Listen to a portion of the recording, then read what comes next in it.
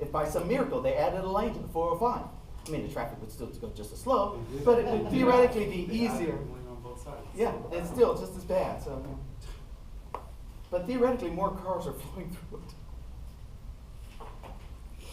Okay, so there's our resistance. Okay. Then I talked about electromotive force. Okay, where electromotive force is basically the voltage of the chemical reactions in a particular voltage source. Okay. So when we talk about a battery itself, and we draw it kind of like this. So here's the symbol for a voltage source, or an EMF. Okay? An EMF. And I will always refer to this as an EMF, and I'll put a little letter E here. And the reason why I want to do it that way and call it the EMF, even though it's just a voltage, is because if I put a V there, you might get the symbol confused with the unit. I don't want the symbol confused with the unit. See what I mean? And then we draw resistors. Now, the EMF has a sense, has a positive side and a negative side. Just like when you make the chemicals in a chemical battery, it's going to have a positive side and a negative side. Because the reactions on either side have a difference in whatever it is, reactive voltage or something like that. I mean, there's some kind of, so there's a difference in the volt, and that's what creates the current. All right. So this is your EMF. The positive side of this is the longer side. Positive side, longer side. Now resistors are drawn like so. A line with a sawtooth. That's a resistor. That's resistor R. Resistors block the flow of current in either direction the same way. The same amount. I mean, it doesn't.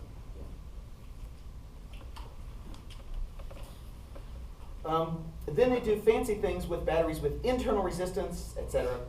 But here's one thing there's a couple of other symbols that they're going to give you. First of all, I want you to remember the symbol, this symbol, and that symbol's for what? That's capacitor. Okay? And then we have measuring devices that we're going to put into our circuits. Measuring devices. And they introduce these now, even though they don't really go over them until the next chapter. There's a device that we put in a circuit to measure the voltage in that circuit, and that's a voltmeter. It's a voltmeter. There's a device that we put in a circuit to measure the current in that circuit, and that is an ammeter. So these circles here with a V or an A represent the measuring devices that are in the circuit.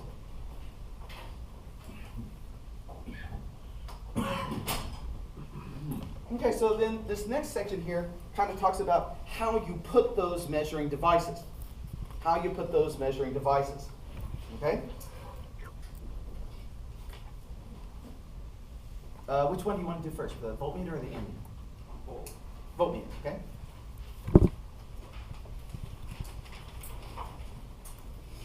So for a voltmeter, okay, you want the voltage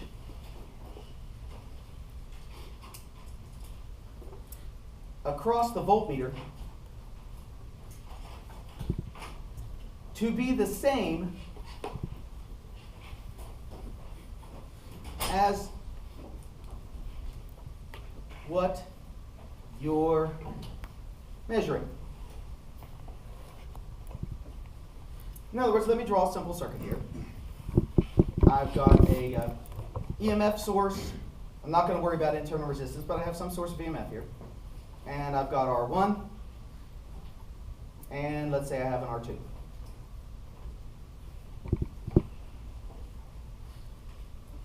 And let's say that I wanted to measure the voltage across R2. The voltage across R2. Well, I have to put the voltmeter in the circuit in such a way as that it has the same voltage as R2. So if I put it to the same voltage as R2. Voltages are the same in what? Parallel. That works for voltage across a capacitor. It also works here, voltage across a resistor. Okay? So I have to put the voltmeter in parallel in order to measure the voltage. So the voltage across my voltmeter, I want it to be the same as the voltage across R2. Now there is a slight drawback here. Because in order to actually measure this thing, I have to draw some current out of the circuit to do it. There has to be something going through my voltmeter here in order to measure the voltmeter. And anytime you hook up something electrically, this is something that when you get farther on, you've got to remember. Because in this class, well, you kind of like gloss over it a little bit and we just say, well, it's like this and this and design here. But anytime you put something in an electric circuit to measure it, you've changed the circuit. You've changed the circuit every time you do this. There's a very interesting field of physics that was really started late 80s, started up then, and it's called plasma physics. And a lot of it goes with space physics. Plasma physics is the physics of an ionic gas. It's like the fourth state of a gas, fourth state of matter. Not only is it just a gas, it's not a neutral gas, it's an ionized gas. So you've got the charges free to flow. And it generally happens because on places like the sun, because the sun is just so hot, those electrons get enough thermal energy to escape the ions. So they exist separately because everything is just so daggone hot. Anytime you go to measure something in a plasma, you change the plasma itself. And so you've always got to take that correction into account every time you do it. Okay? Not yet. When you get there. Okay? Not here. So understand that physics is idealized situations. Okay? But I will tell you about how we want to design this voltmeter. Because we want to draw as little current from the circuit as possible. So the circuit element, the resistor inside of this thing, needs to be what?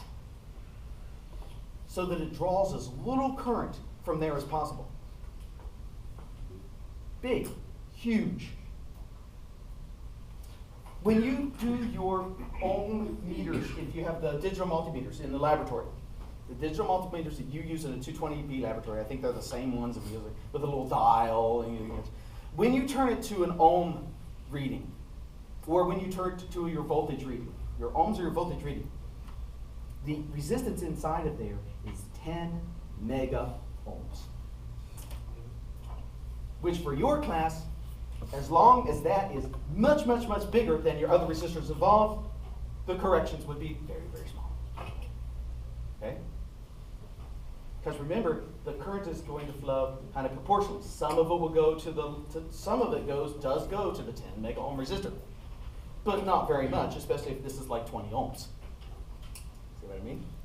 So you want this to be big. So anyway, you want large resistance.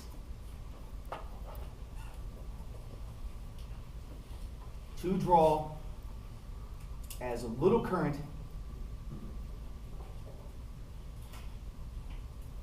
as possible. Yeah. So that's your voltmeter.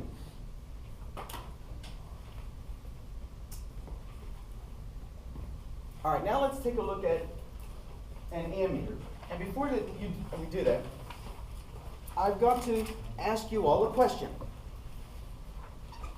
Okay? I've got to ask you all a question. And for this question, I'll use the 100B circuit drawing, which looks like this. Battery. Okay? Wire goes to one side of the light bulb. Okay?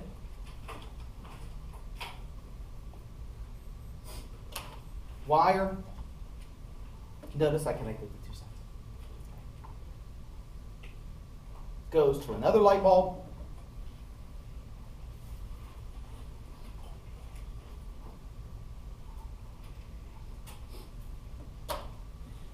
and we have a wire going back here.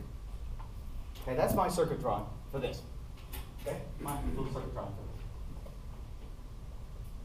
By the way, in terms of circuit elements, how you would draw it looks like this.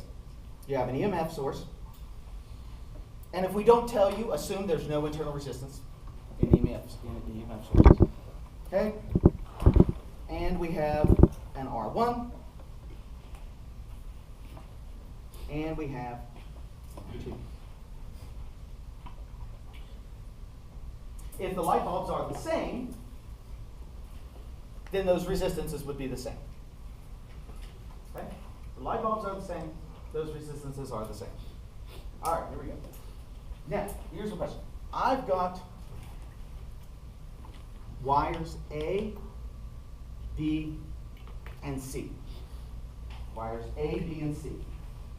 Okay? This is a question, one of the questions where I want you to write down the answer without commenting. Don't comment, don't talk.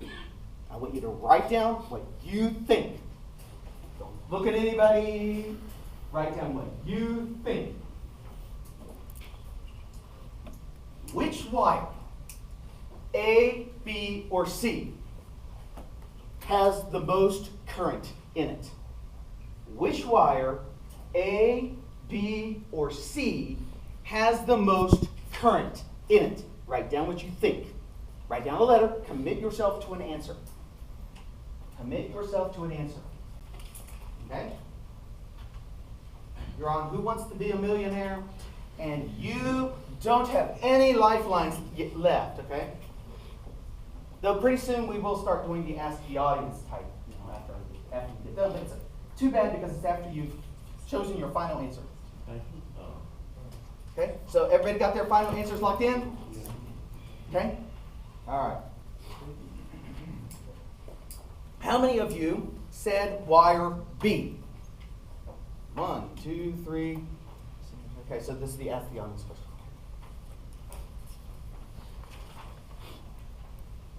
So B. Okay, how many B's? 1, 2, 3, 4, 5 B's. How many of you said wire A? All right. 1, 2, 3, 4, 5, 6, 7, 8, 9, 10, 11, 12, 13, 14, 15, 16, 17, 18, 20.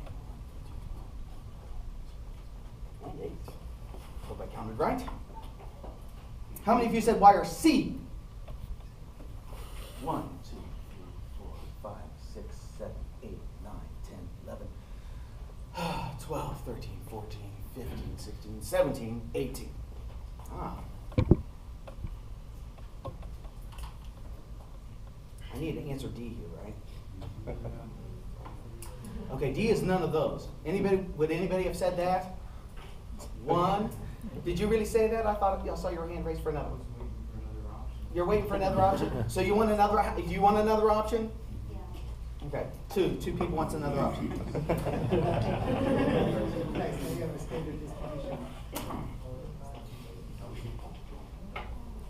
Wait, you didn't vote yet.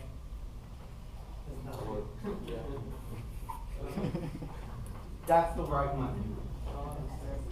They're all 3 the same. The current is the flow of the charge. The charge doesn't get used up. The charge has to flow. The electrons have to flow. It has to be the same here as it is here as it is here. If it backs up at any one of those wires, it will affect the whole ring. The whole ring gets affected. All of it. Okay? It has to be the same. Because charge is conserved. It has to go somewhere. The energy of the charges drops as it moves from high voltage to low voltage. So if I have a positive charge Q, right? Okay? Positive charge Q. As it moves from high to low voltage, that QV drops. The energy of it drops. But that's the potential energy that's getting lost there. Okay? It still has to flow because of its soft swings. So in other words, if you think about it, the kinetic energy would be remaining constant around this thing. because they would all flow, you know, the number would flow at the same rate. It has to flow at the same rate. It must. Imagine what would happen if it didn't. So let's say you A people here, okay? We've got charge flowing into this, but it's not flowing out. What does that mean about that light bulb? Charge is flowing in, but not out. It's going to start doing what? Building up charge.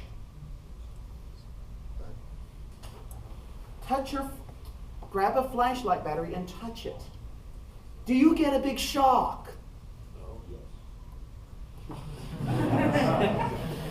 Hopefully you don't. Okay? But if this were, you see, if this were true, the charge would keep building up. See what I mean? You'd have a buildup of positive charge. And if you said C was the biggest one, right? Then you got more coming out of this than it's going in. So then you get a big buildup of negative charge. Whee! Oh, I gotta adjust this. Oh! You get it, right? Okay. So it has to be the same. The current has to be the same in all of those things. In all those three things, the current has to be the same.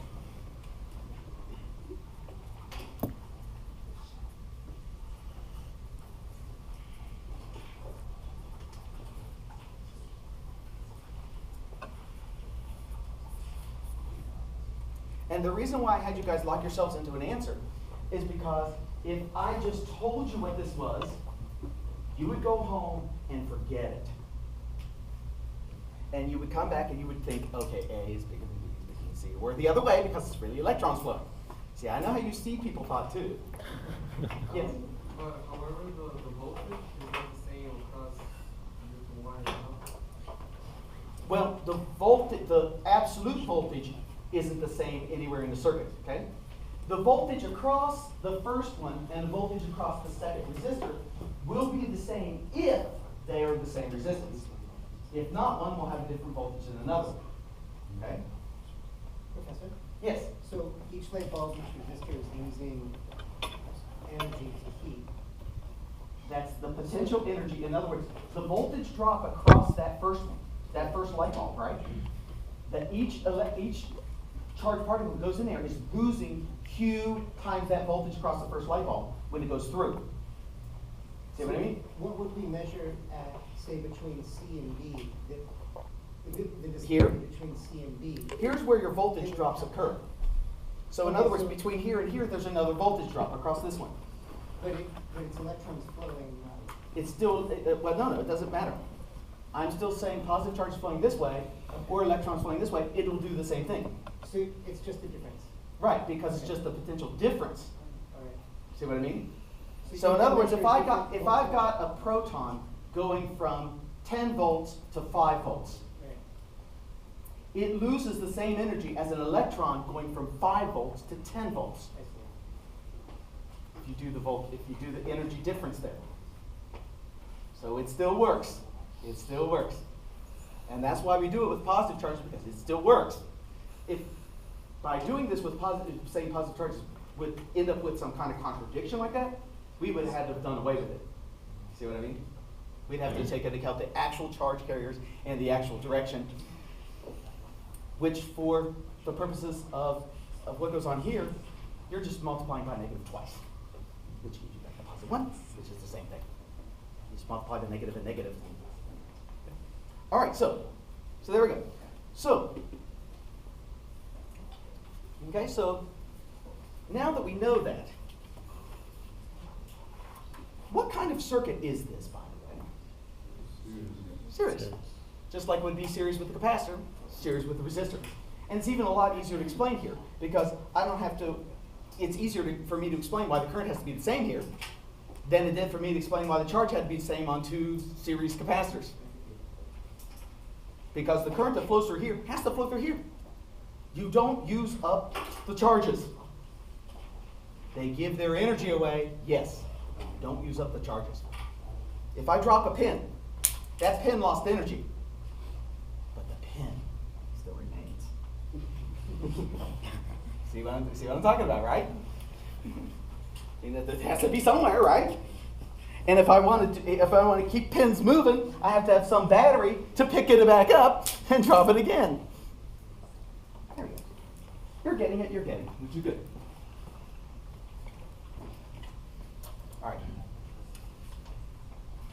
So now I can turn to the ammeter.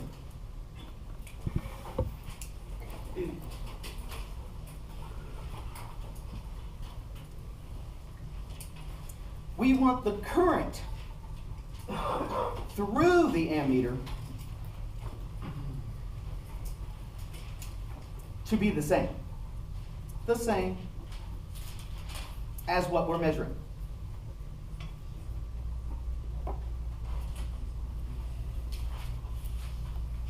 We want the current through the ammeter to be the same as what we're measuring.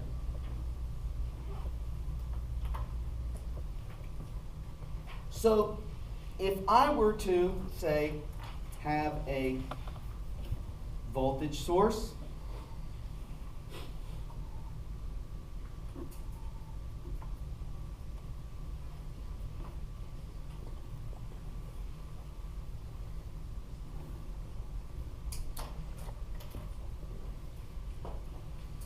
I hope you can see this.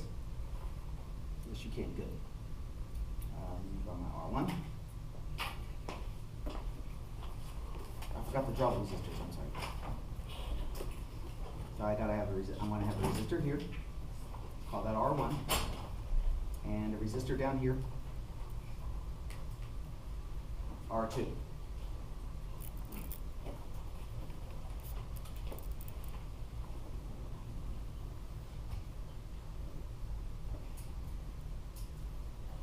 And the distance of this wire is D1, and the distance of this wire is D2. So down here you have R2, D2. All right. There's a reason why I use pencil here. There's a reason why I use pencil. Let's say that I wanted to measure the current through R1. Through R1. I would have to do what? Put it? No. Series with R1. So I need that ammeter be in series with R1 because it's the series that will have the same current. So I need to put my ammeter goes in series. Voltmeters go in parallel. Ammeters go in series. So I need to put an ammeter in series here. And the only way to do that, if you've got this circuit set up by itself, those of you taking the lab, to insert an ammeter, you must disconnect one of the wires and put it through the ammeter. See what I mean? So in other words, if I'm just measuring voltages in a circuit, I don't have to disturb that part of the circuit because my voltages are going parallel. But here I actually do have to disconnect the wire because I need that ammeter in series in order to measure this. That's why I drew the pencil, so I could do this. There, I've disconnected it to insert the ammeter. Disconnected it to insert the ammeter. Let me go ahead and put my ammeter like this. Ta-da! There. So now the current is going through the ammeter. Through the ammeter. But once again, we need to look at, so, sorry about that. Let me make that distinction in your notes right there. That's parallel. Down here, we are using the ammeters go in series. So I want the same current flowing through this ammeter, right? But the problem is that, let's say this is a light bulb, right? Let's say it's a light bulb. And I'm putting this ammeter in series with it so that it's the light bulb, right? If too much of the voltage drop is across the ammeter, what's going to happen to the light bulb? It's going to go out. In other words, I want to measure the current without blocking it. Because if I block the current, then what's the sense of measuring? I've just blocked it with my ammeter. So ammeters have to have what kind of resistances? Very low resistances. Very low resistance, as low as we can get. Much, much lower than 10 or 20 ohms. They're generally little wires made out of just little conducting wires, basically, so that it just draws, the current can almost freely flow compared to everything else freely flow compared to everything else, but you can measure the voltage across it. So in other words, the ammeter takes up, so it has very low resistance. How many of you are taking a 220V lab? Because of this very low resistance, if you do end up hooking up the circuit incorrectly and force the voltage high across that very low resistor,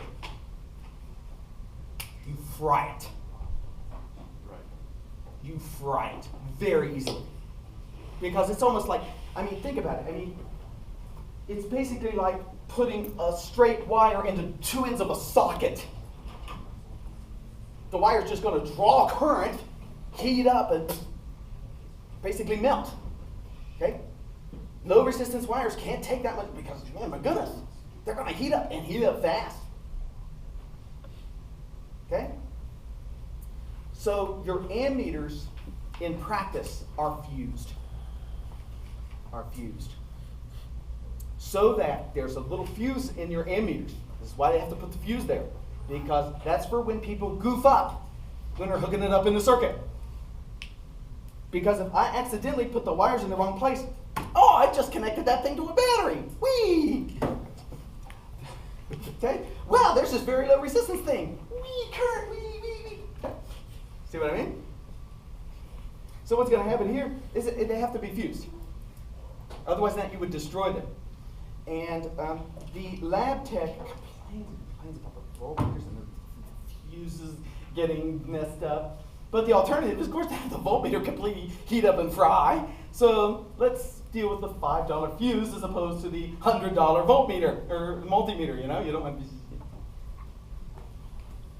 $5 fuse, $100 voltmeter. Yeah. And the voltages that we're having are really low, like 5 volts. Yes, I know. You can't put very much voltage. Yes.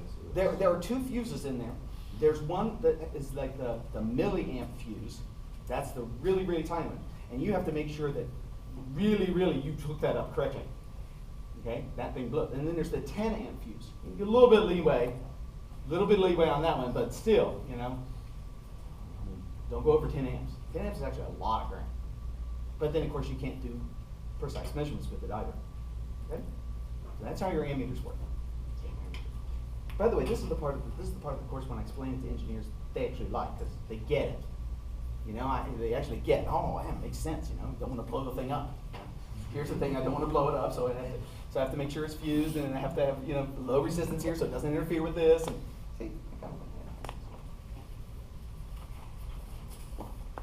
this is why the second test is like the easiest material for you. The second test. All right, so one thing we talked about, because we talked about losses of energy, we haven't talked about power. So when I'm dealing with a resistor, we're not storing anything. We're not storing anything with a resistor. We're actually using up energy. We're using up the energy. That's what resistors do. So instead of talking about some kind of energy stored, we want to talk about how fast energy is used, i.e. the power. So we talk about the power in the resistor circuit, or the power. And there's two ways to view power. And I know that there's three equivalent things here that deals with the particulars, but I like to focus on two of them. One is the power output of a battery itself. An EMF source, the power output of it. Okay? I have a power output of EMF. Okay?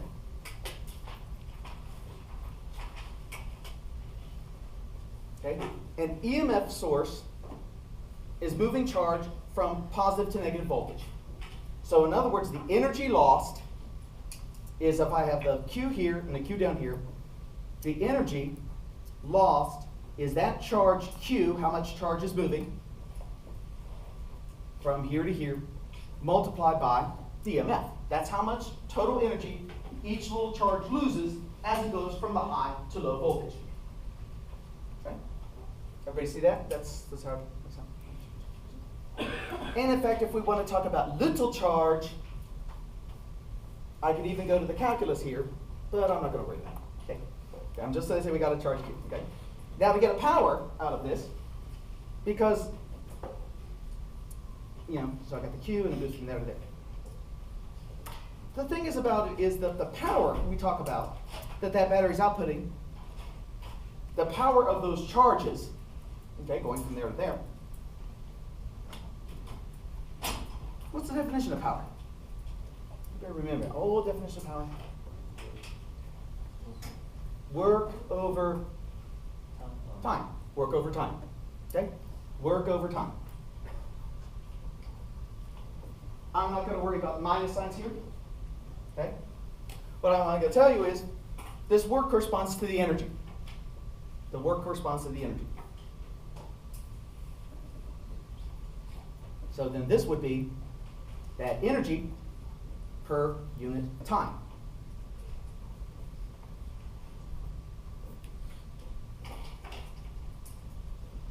So then I'll magically throw in some calculus just talking to you, because normally we would talk about delta Q, the amount of charge to move from here to here, and delta T, the amount of time it took for that charge to move from there to there.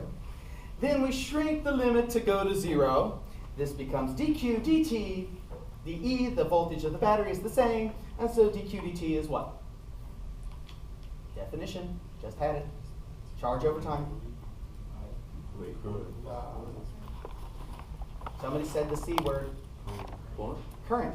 That's your current. Over time is current. So there we go. So from a battery, it depends on how much current we're drawing from it. How much is that? Voltage? Oh, sorry. Whoops.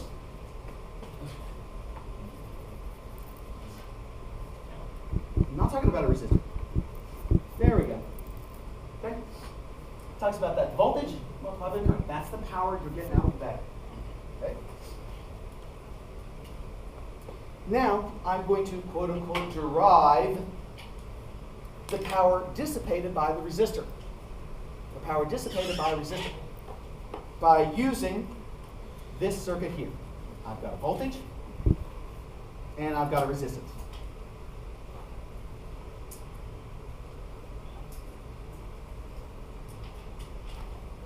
Because in this single circuit, all of the power output here is going to get used up on this resistor.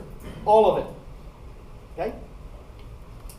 So here, the power output of the battery, EI, is going to equal the power output of that resistor. The power dissipated by that resistor.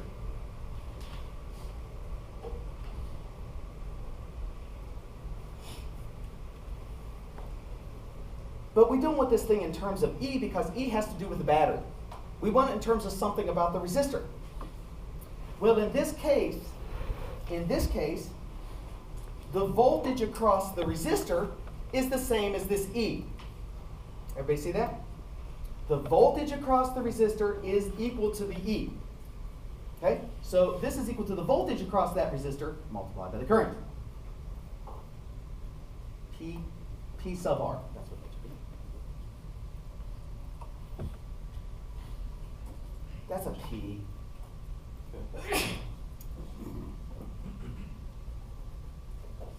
The voltage across this resistor I can write in terms of the current going across that resistor. So what would that be? Voltage across the resistor, IR. Okay? If you didn't know that, you need to meditate a little bit. Did I ever show you how to meditate to get these things? Okay? Here we go. Ready? I'm going to meditate on the voltage across the resistor. Oh, Ohm's law. IR. There we go.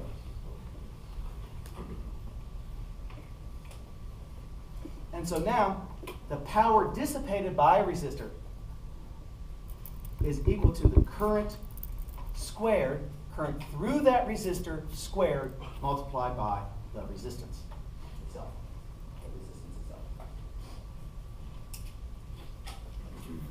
I can then use this to get two other forms of this, power dissipated by a resistor.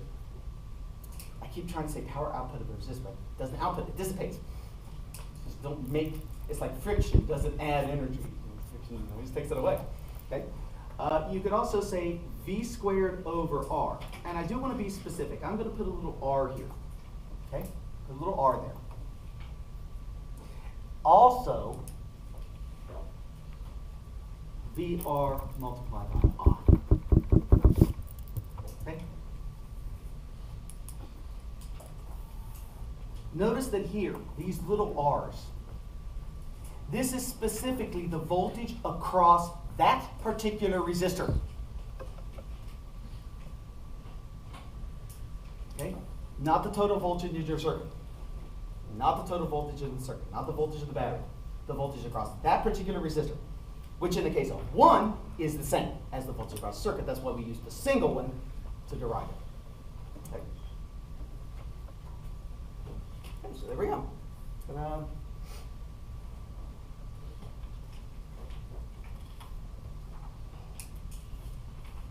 I am skipping the theory of metallic conductor, chapter 25.6. Because the next chapter is extremely long, I am also going to start it today.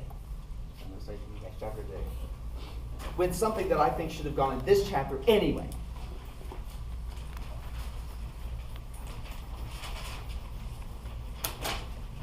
I mean, we're talking about resistance, right?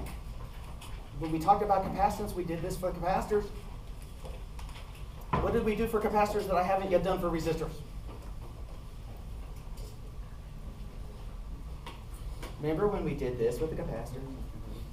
I have VAB. Remember I did this, and I did this. Remember when I did these things for capacitors? Mm-hmm. Okay? That was in the capacitance chapter, right?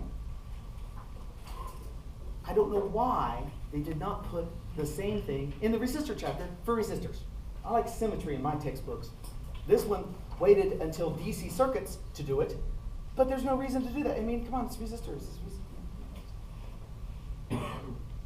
DC circuits is for other stuff, which, you know, okay. So, let's take a look. Resistors, series parallel. This time I can draw a whole circuit because I have a voltage source. I don't have to say VAB and say AD. I can just have a voltage source. Voltage source is here. It's my EMF. In series, I've got R1 and I've got R2.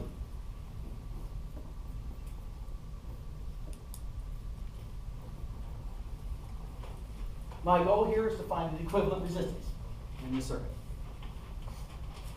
Okay? So each one of these has an associated current. So this would be I1, and this would be I2. And then I have my total battery current, which I'll just call I. Do you want me to put a little T here for total, or? Okay, T for total. Okay, T for total. Okay? And so then I can use Ohm's law to relate the three things. In other words, the voltage across the first resistor is I1 R1. The voltage across the second resistor is equal to I2 R2. And the voltage across the whole circuit is equal to my total current multiplied by my equivalent resistance. So in other words, when I calculated equivalent resistance in the circuit, I can use that to find out the total current flowing from that battery into the circuit. When I found an equivalent capacitor of a circuit, I use that to find the total charge stored in the circuit. So here I'm going to use this to find the total current in the circuit. All right, let's see.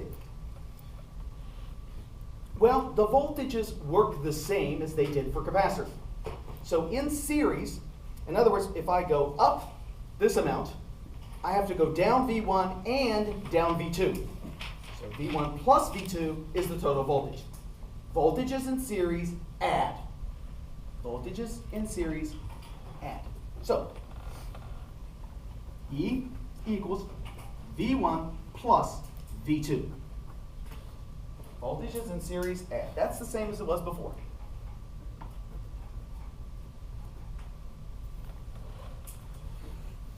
What about current in series? Turn back a couple pages in your notes. If you forgot about current in series, has to be the same. The current has to flow.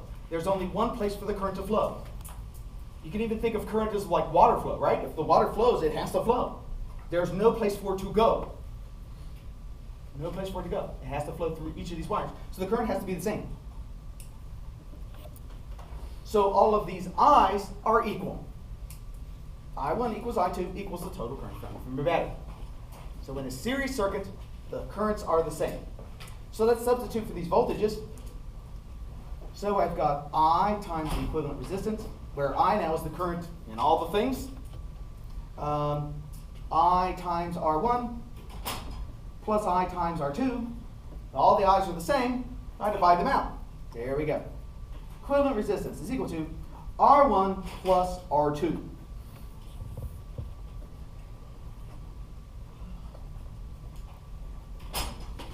This makes sense. And by the way, it makes a lot more sense to describe it this way than I do with capacitor. This way it's easy. As a current, you're trying to get from the positive side of that battery to the negative side of the battery. If I stick a second resistor in your way that you have to go through, it's going to be harder. The resistance has to increase. It's like when you go to try to deal with the financial aid, and then they send you to a second line. When you have to go to the first line and the second line, it makes it harder. It takes longer to get through. I've been there. And I was there in the 80s. I can't imagine what it's like now. I was told on the first day I was trying to get my financial aid straightened out. I stayed there like all day. This is what I was told. Why don't you come back on Monday when it's less crowded? I'm thinking, why didn't you tell me that? An hour and a half ago, I got in this line.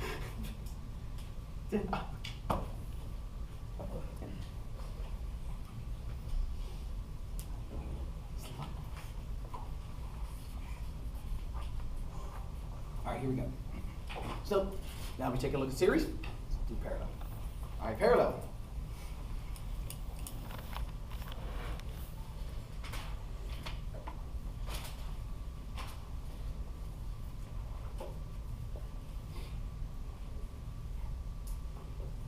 Okay, I got R1, R2, IE. I've got the current flowing out of my battery. I call that I total. Current flowing through this one, I2. Current flowing through the top, I1. Once again, Ohm's law applies to all of these, all three of these. Do you want? I'll go ahead and be symmetrical about this and write those all down again. V1 equals I1. V2 equals I2. And the total voltage is equal to my current, total current multiplied by my equivalent resistance. So that if I know my equivalent resistance, I can simply calculate the total current coming from that battery. I have a parallel circuit here. Well, let's see. Voltage behaves as it does before. If things are in parallel, what about voltage? The same.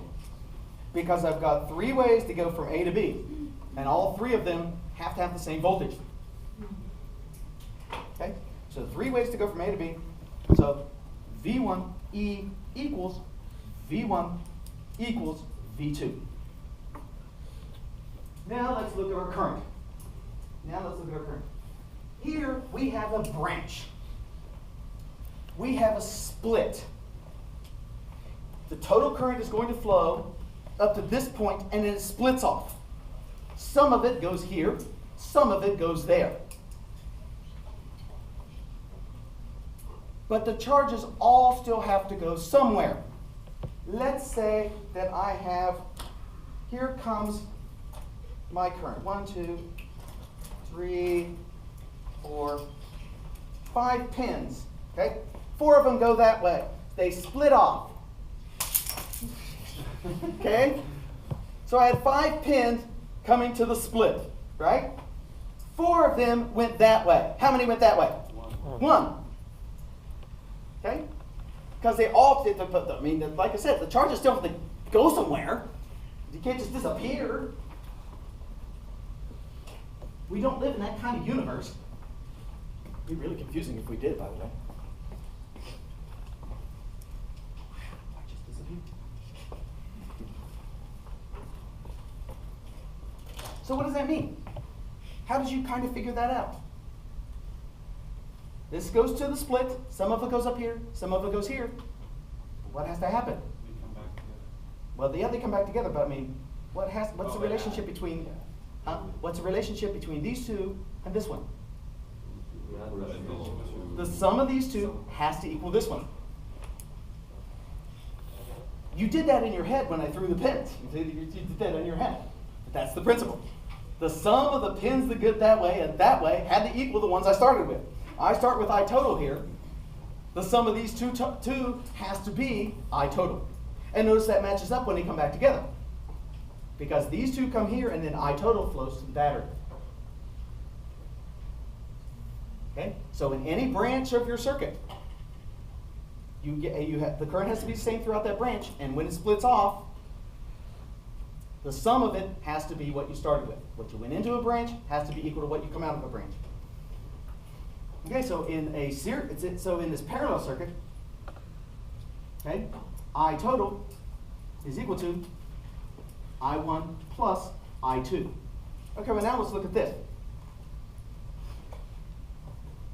Let's solve the Ohm's laws for the currents, so I can put it into my little equation down here. Okay? So the current total is equal to E over my equivalent resistance. Current 1 is equal to V1, which by the way is equal to E divided by R1. Plus current 2, V2, which is equal to E divided by R2. All the E's are the same.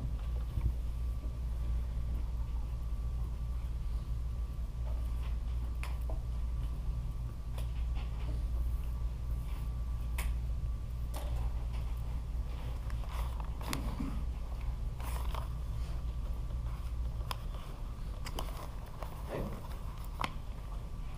Notice a couple of things here.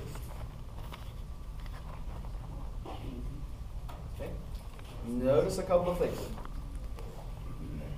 This form of the equation ensures that the equivalent resistance of a parallel combination will be smaller than either of the other two resistors.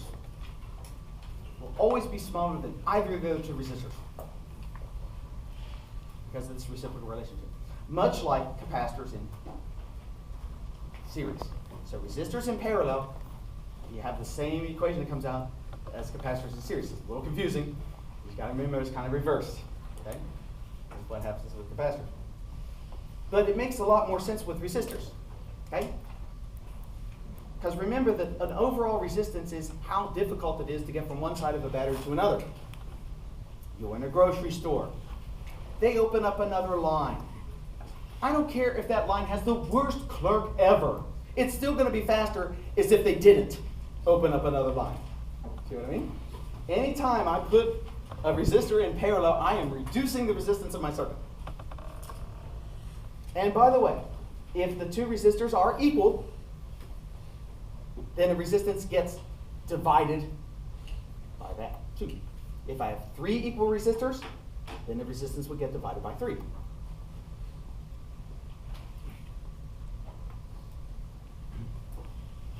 Cool. All right, let's do a sample with resistors. I've got time.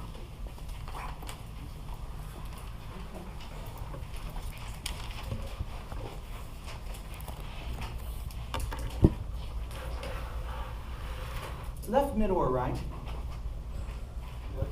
Left. Left. Okay, left is fine. Okay, I have an EMF of 5 volts.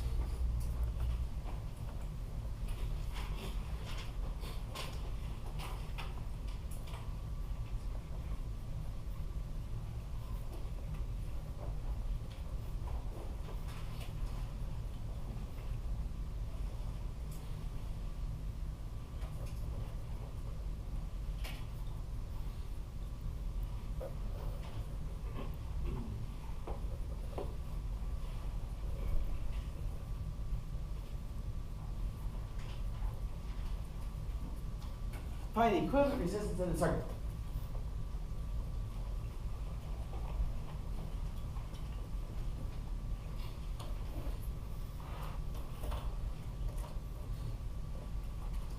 Let me give you a couple minutes to work on these by yourself. Or you can talk in your groups if your group members are close to you. You can talk to a neighbor.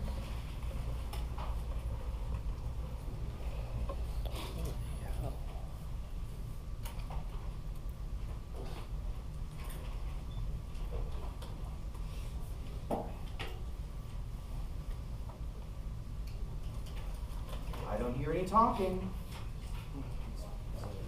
This teacher actually wants to hear talking at this point.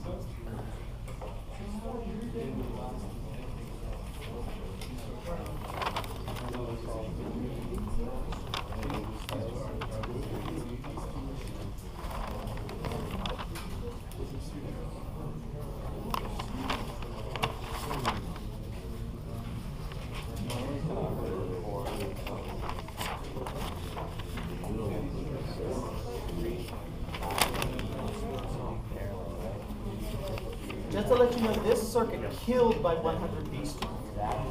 Okay? This circuit killed them. I don't want the same fate here. 100 V here, avoid that fate.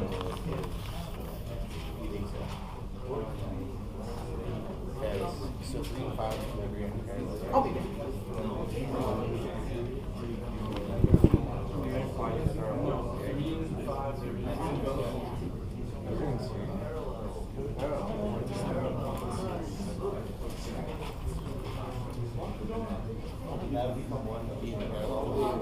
Yeah, there it is.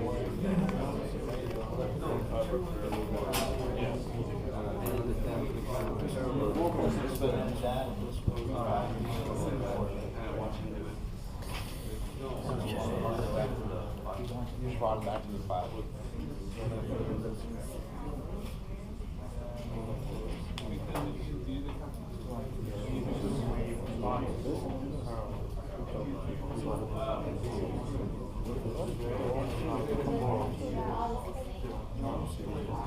I think you go 2 is in series. So you go, I think 3 and 5 are in series. And they are in parallel with 4, which is in series with, all of that is in series with 2. Yeah, so 4, 3, and 5. Or maybe if you take these in parallel. Yeah, it's like a 3 different, it's like a 3-way. These 2.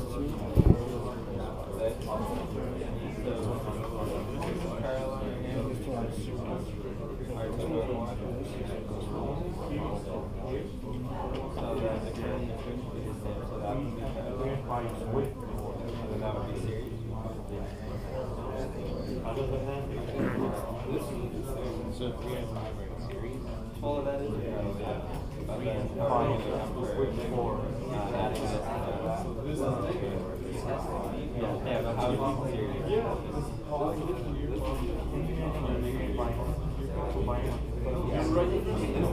Put them over there. Yeah, so that's going to be so then you're saying it's kind of like this, right? no wait.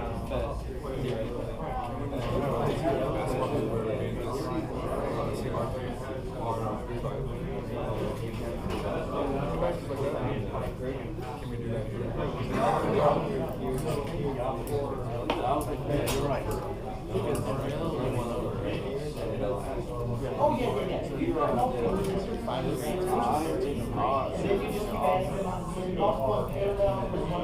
Yes, there's. Yeah, put as many resistors in series and parallel. 4.67. Reasonable. Anybody else get a different answer? What was the first contention rate? 4.627. 67. 67. 4.67 is reasonable. Yeah. What other answers did we come up with? I'll tell you if they're reasonable. What are we All right. trying to find? 14? 14, oh. Yes, that's actually okay. All right, here we go. All right, what my 100B students mess up is they look at the diagram. They look at how I've drawn it. They look at how I've drawn it. Unfortunately for them, electrons can't see what I've drawn. They can't see what looks like I've drawn. So they get tricked in thinking things like this 2 ohm and this 3 ohm resistor are in series because I drew them on the same line. They also, oh, look at this, parallel. Okay? These are things that trip them up. Okay? If you're in 100B, that's what trips you up. Okay, that kind of thing for you. Better not trip you up. Okay? So what we have, you need to follow the flow of the current from positive to negative side. So this thing, does it have to go through this? Yes, it does. No matter what, it has to go through this. So this is in series with everything else in the circuit. Because anytime you must go through something, there you go. It's in series. So I've got a 2 ohm resistor in series with everything else in the circuit. What's this? When I get up there, I get a split.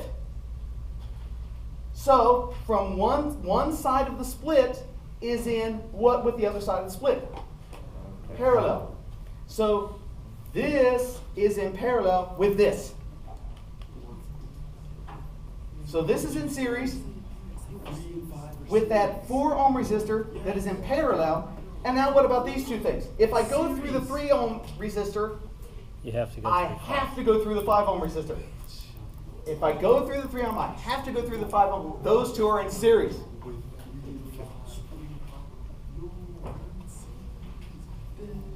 That's why I want you guys talking. And I love what's going on here. Anyway. Because that's how you learn. Okay? You learn by doing your mistakes and then seeing, oh, okay, this is what I got to fix in my head. I had to be really nice to my 100B students and only count that like 3 points out of the thing. I might go back and count it less because the quiz scores weren't very good. But it's just a quiz. It's just a quiz. They get quizzes because I only see them once a week. I have to make sure they're keeping up. They only have 2 tests. Anyway, so let's do this. 3 in series with 5 is what? 8.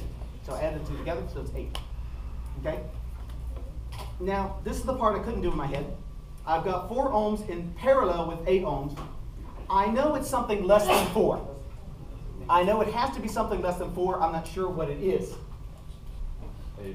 I'm not sure what it is. But if you do this, 1 over R equivalent is equal to 1 over 4 plus 1 over 8. Whoops, I should do this a little bit differently. Let me call it 3, 4, 5. You know why I called that resistor 3, 4, 5? Because this equivalent resistance is including all 3 of these together. Okay? And then this one, I would, if I'm doing this problem thing, I would call that R35 because that equivalent resistance includes those 2. I've already taken that into account. The other way to do it, if you don't like writing 3, 4, 5 in a big bunch of subscripts, like especially when you get a big bunch of them, you could redraw the circuit or just keep track of it in your head, each little step and kind of redraw it.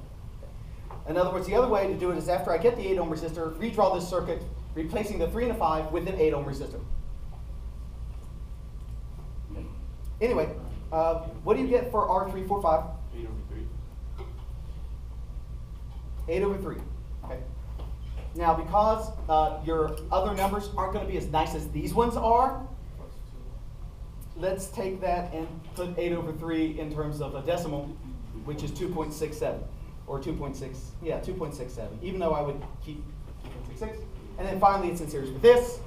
And so, yes, indeed, the equivalent resistance, 4.67. I wouldn't have killed you for that. Because I know you get the idea. All right? That's how you do it. That's how you do it. All right, let me show you one more thing before I go.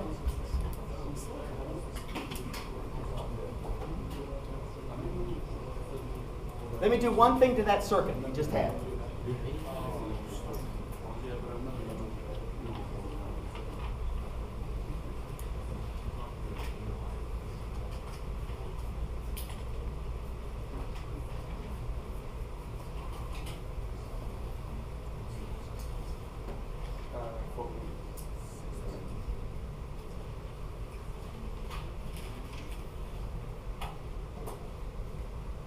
put a capacitor. Oh. All right, now we've got this circuit. Uh-oh. Now what do we do? Now wait, there's a bit, because if I start going from the positive side of the battery to the negative side, well, wait a minute. Which battery am I talking about? Which battery am I talking about? Which one are we doing?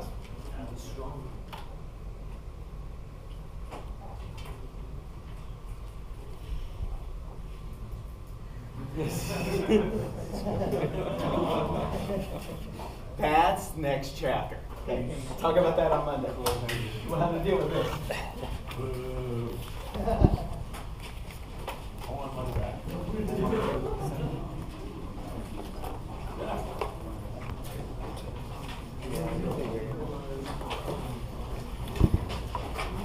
By the way, hold on. I forgot to announce this. I need a note taker in here, and so if you take good notes, please see me after class. Please see me before you go. Take good notes. Priority registration? I believe so. I'm not sure how that works. I'm not sure how it works. You get something. It's not, it doesn't have an effect.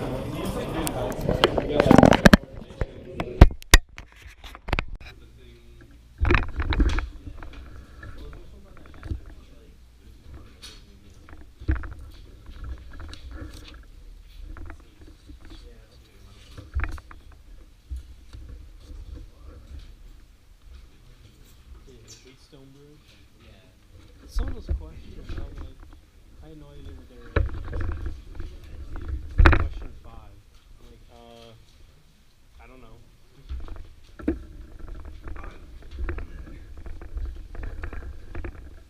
So we are going over current. We're doing this chapter on current. Okay. And resistance. So just let me review the formulas that we've had so far.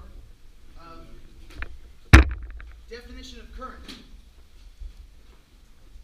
Current is the amount of charge moving past the point per unit time, QDT. We can also define the current density, and unlike other densities, this one is specifically defined. It's only for two-dimensional type thing, you know? Current density is defined as being the current per unit.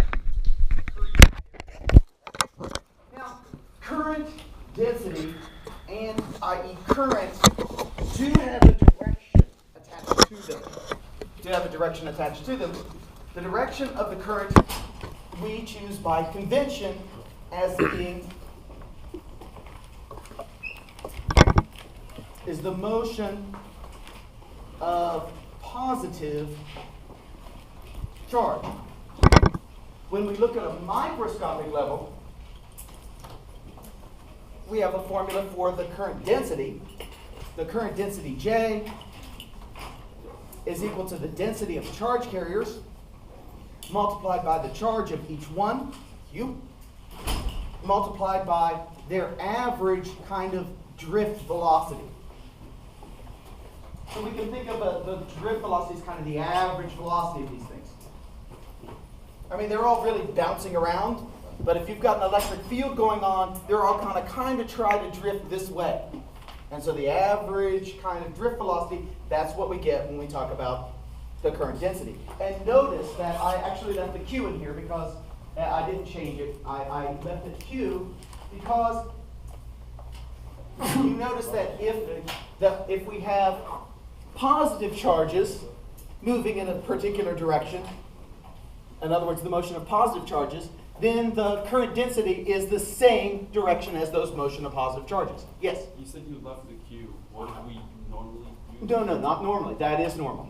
That is general. That is general. What I tried to do is I tried to put in the electric charge and just say that, E and do it that way. But that's not really right, okay? It's more correct to put the Q, okay?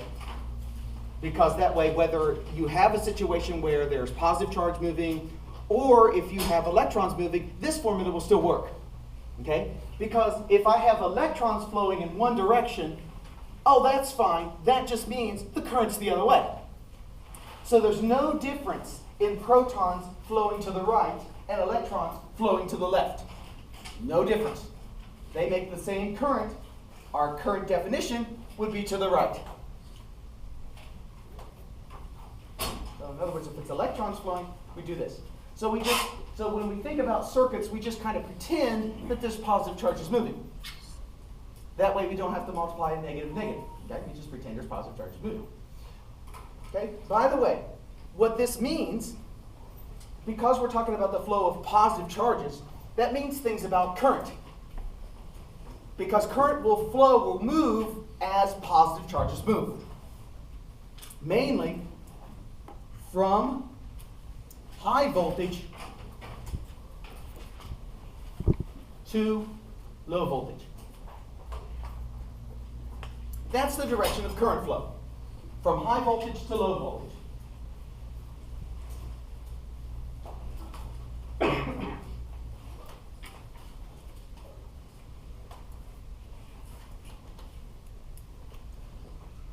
And it's only if somebody were to put a gun to my head that I would say, yes, it's really electrons flowing that way. Okay? Yes? For this equation, what I said, velocity. Yes, this is velocity. This is like the average velocity of those charge carriers. This is the charge of each one, and this is the density of those charge carriers. So that's the velocity to direction. The little d stands for drift velocity, because it's kind of, if you think about the way that the electrons are moving in the circuit, or the charges are moving in your circuit, they're actually moving and colliding into other atoms. And as soon as they collide into another atom, they're going to go off in some random direction. But the average overall is drifting this way. And that's why we talk about it as a drift velocity. See how that works? So overall, they're drifting. And that's why we call it the drift velocity. Okay, then in a big roundabout way, which I will go back to a little bit, I will actually introduce a couple things first. We talked about Ohm's law, and I'm going to today review it as I would have introduced it with the 100B. Basically, Ohm's law talks about a resistor. Okay?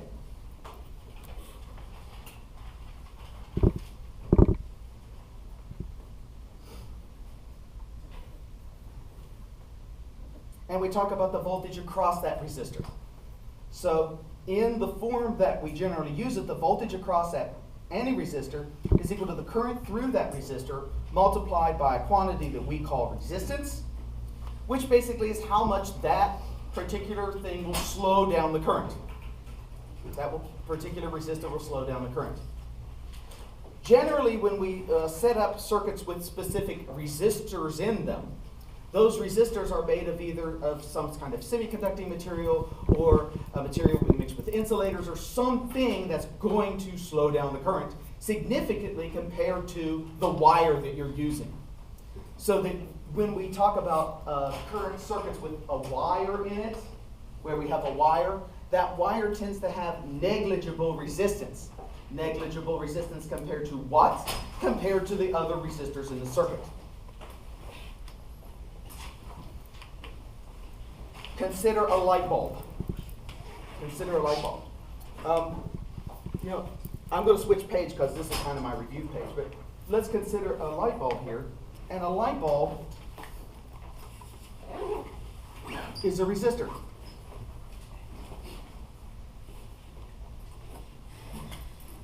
The other thing about light bulbs is they have two connections to them. So you have a filament inside of here. There's one electrical connection here in the screw and the other at the bottom.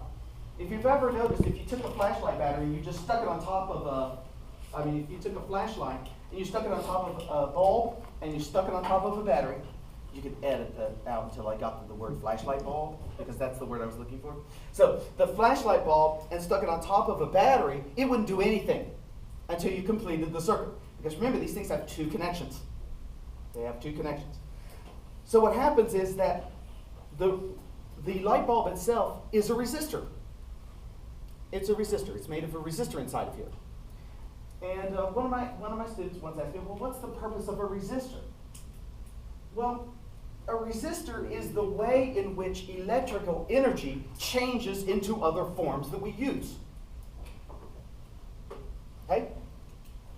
It changes into mechanical energy. It changes into light. It changes into heat. Imagine if I tried to make a toaster with superconducting wires.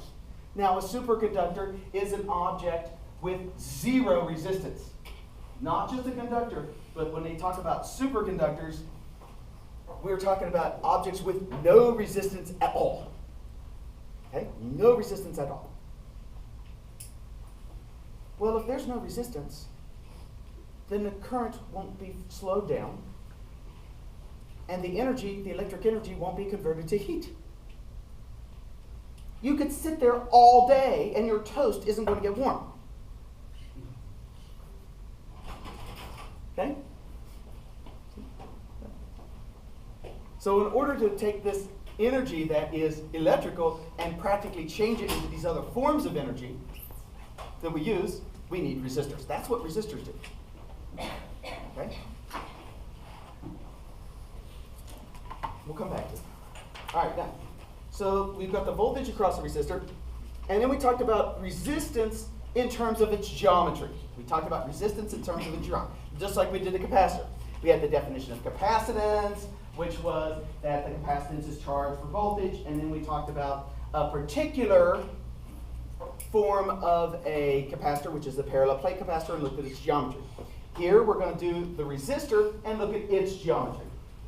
Okay? So the resistance of a cylindrical resistor, even though we will kind of erringly apply it to other resistors, but in reality it's only for cylindrical ones, because they're the ones with a nice current. You can make an even current density. Anyway, it depends on this quantity called resistivity, and that resistivity depends on two things. It depends on the material and what temperature. In other words, it's an inherent quantity of the material that you're making your resistor out of. Multiplied by the length of that resistor. In other words, the longer I make a resistor, the harder it's going to be for that current to get through. Divided by the cross-sectional area of that resistor. The wider I make a resistor, the easier it is for current to get through. So the resistance decreases with area, increases with length. This is another reason why I actually really think that all these courses should start with current, because this geometry is easier to explain than the geometry we did with the capacitor. That was harder to explain why it depends on those variables. Here I can just, it makes sense, right? It's longer, it's going to be more resistance. Okay? If it's wider, it's easier.